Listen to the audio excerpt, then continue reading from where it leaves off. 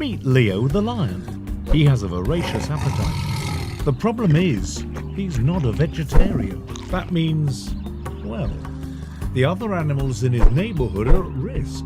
Real serious risk.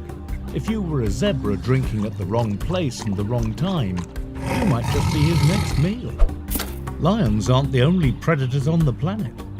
There are other offenders too, such as alligators, hyenas, leopards, frogs, wolves and bears. Back in the jungle, none of the animals can do anything about Leo's habit of eating their relatives. Too bad, huh? They wouldn't even think about taking Leo to court and prosecute him for murder. Why? Because he's not a moral creature. Neither are they, for that matter.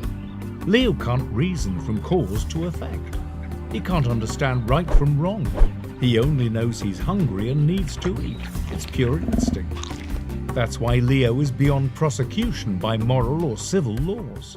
However, if he eats a moral creature like you or me, Leo will pay dearly with his life, but not because he broke the law of the land. Unlike Leo, however, when we harm someone else, we are held accountable for our actions because we are intelligent moral beings. We understand pain and are intelligent enough to demand justice. Imagine a monkey placing an ad in the personal section describing the type of person he's looking for in a mate. Not gonna happen. This further illustrates the vast difference between animals, humans, and moral accountability. Even small children understand the basic principles of moral action. How many times have you heard children say, "Hey, that's not fair"? When God created humans, He programmed into our brains the wonderful ability to reason from cause to effect, to understand right from wrong. Now, if God exists, He must have a government.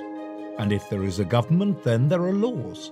And if there are laws, we are accountable to those laws. Simple. The law of God is as immutable as His throne and maintains its claims upon mankind in all ages, even in the postmodern age. However, like the ostrich that sticks its head in the sand thinking the threat of danger is gone, millions believe we can remove morality from society and not suffer the consequences. What people want is to be free, free from all moral restraint. But at what price? The world is beginning to look a lot more like Leo's kingdom than one ruled by intelligent moral beings. Just like the law of gravity, when we ignore fixed moral laws, we suffer the consequences. For example, let's imagine that just one of God's moral laws were kept by the whole human race. Let's see, take number 8. You shall not steal. First of all, if everyone kept the 8th law, we wouldn't need locks on any doors, or security systems on our homes or businesses. Have you ever had something stolen from you? How did it feel? Did you feel violated? Probably. How many crimes involve stealing in our world?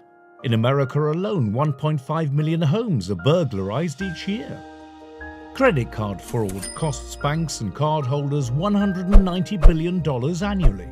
And we all know about the internet scams that rip people off as well. And if everyone kept the 8th law, we wouldn't see any posters of children who had been stolen and abused by lawbreakers.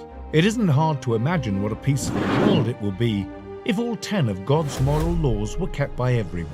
The law serves as a hedge of protection against selfishness. Remove this hedge in our society and we expose ourselves to untold misery, danger and harm. When a parent tells a child, "Don't play in the street," are they trying to stop them from having fun or to protect them from harm? The child may see the command as a "you shall not," but it was love that motivated the command. God's moral laws operate the same way.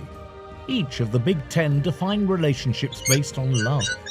The first 4 deal with love to God, and the last 6 define the golden rule: do to others what you would want them to do to you.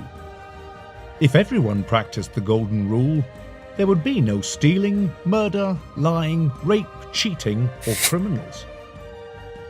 No betrayal of sacred trusts, no divorce or starving children, and no corrupt judges and politicians.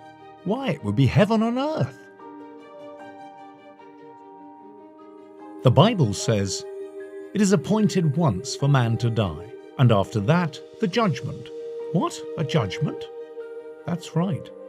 Have you considered that you will stand before the God of heaven and face your life's record, where every thought, motive and action will be judged by God's moral law? Can you imagine standing there alone to answer the unerring charges against your soul?